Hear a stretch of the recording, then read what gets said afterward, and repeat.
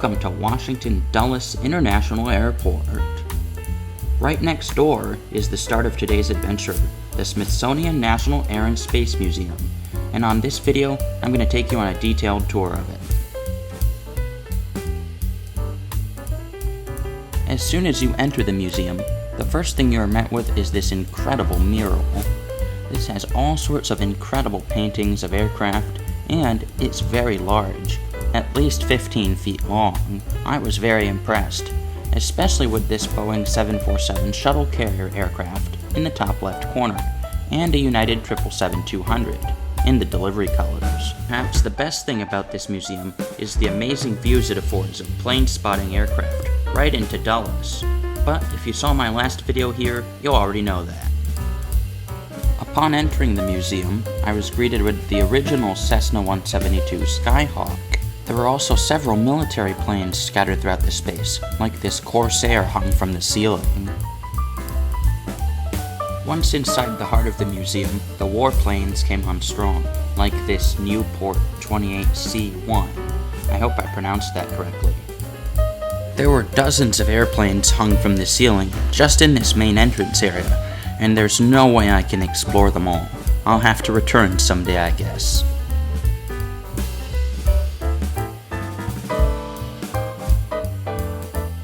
I did manage to see one of my favorite airplanes ever built though, the Grumman Hellcat. This was a real highlight.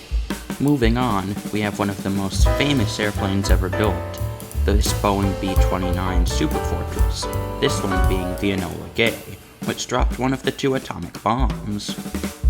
This airplane has such an incredible story, it's worth a separate video on its own, coming soon.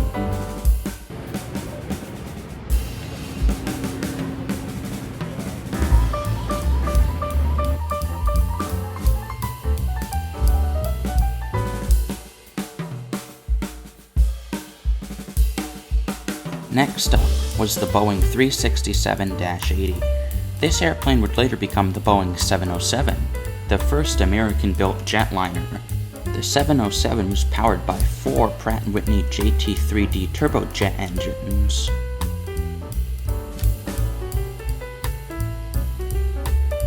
Also, I said turbojet. The much more common turbofan wasn't developed until 1958.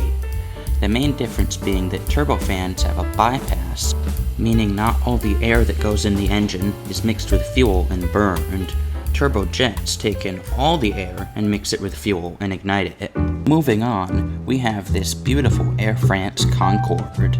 This was the first supersonic jetliner ever developed. I was most impressed by the size of this Air France Concorde.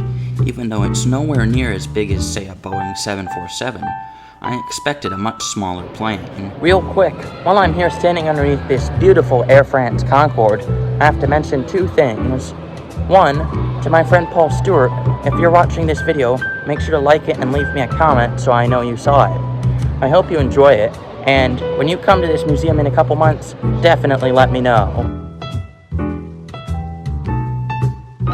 Also, make sure you subscribe to my channel, as I have lots and lots more videos coming out very soon, go around museums, flying on aircraft, and all sorts of stuff like that. Make sure to check it out. Now, let's get back to the video. I then spotted this Lockheed C-121.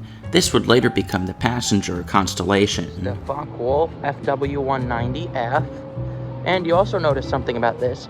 These propellers have this really cool pattern on them so that when they'd spin, you could see them, primarily on aircraft carriers where it was loud and they were all close together. So you wouldn't get your hand cut off, or worse. There was also an entire section of this museum dedicated to just biplane aircraft. Pretty cool. This museum was huge and truly incredible.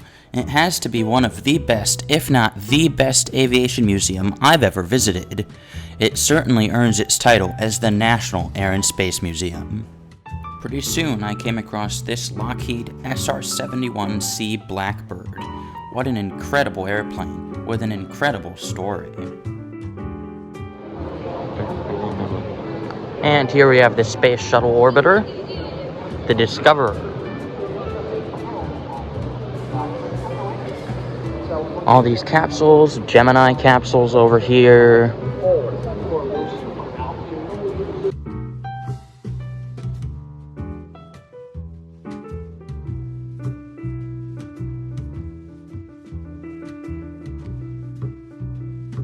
These space shuttles were super cool.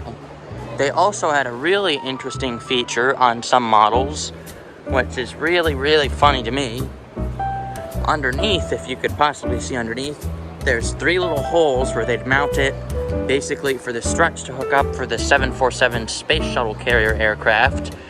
And the scientists and engineers back then were so funny in the 1970s, they wrote underneath the space shuttle, this side down onto the space shuttle, so you wouldn't put it upside down on top of the plane, which was just the funniest thing. My self-proclaimed humor aside, this really was an amazing thing to see in person.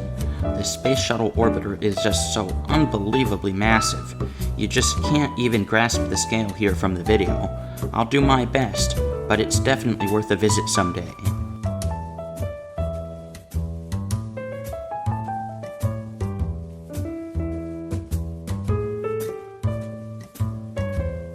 These black panels underneath are the heat shields.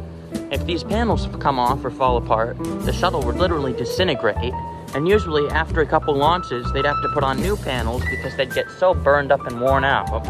You can kind of see by the discoloration.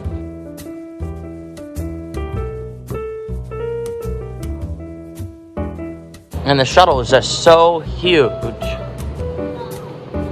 I would never have imagined it was this big. There were numerous other items on display over in this corner section, such as models of the space shuttle and more information about the space shuttle as well.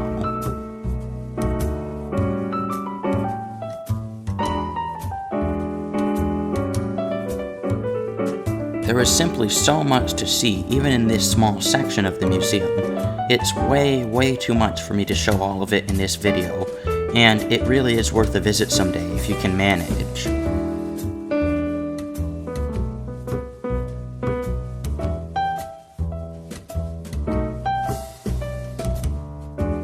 I was particularly impressed by this area over here, with lots of displays of missiles and different guided weapon systems, even though it's not really space-themed.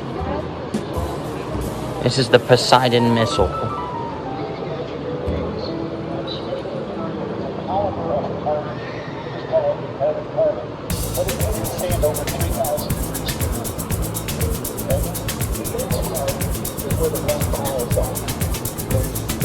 There are also several people like tour guides giving guided audio tours of the different exhibits here, but you don't need them, you have me. I really enjoyed this model of a KC-135. To see an active one, click the link up above. This is the Bell X-1. This was the actual Bell X-1 flown by Chuck Yeager. Pretty cool to see. That's pretty much it for the indoor exhibits. Now it's time to head to my favorite spot. I know I mentioned this in my last video, but one of the best things about this museum has to be the plane spotting action. There's also a mock air traffic control tower built on a platform to show what an air traffic control tower does. Make sure you check out my previous video, The Best Places for Plane Spotting in Washington, D.C. Anyways, that's going to be it for this video here at the National Air and Space Museum. I hope you've enjoyed it. As always, make sure to leave a like, comment, and subscribe. And until next time, wishing you blue skies and tailwind.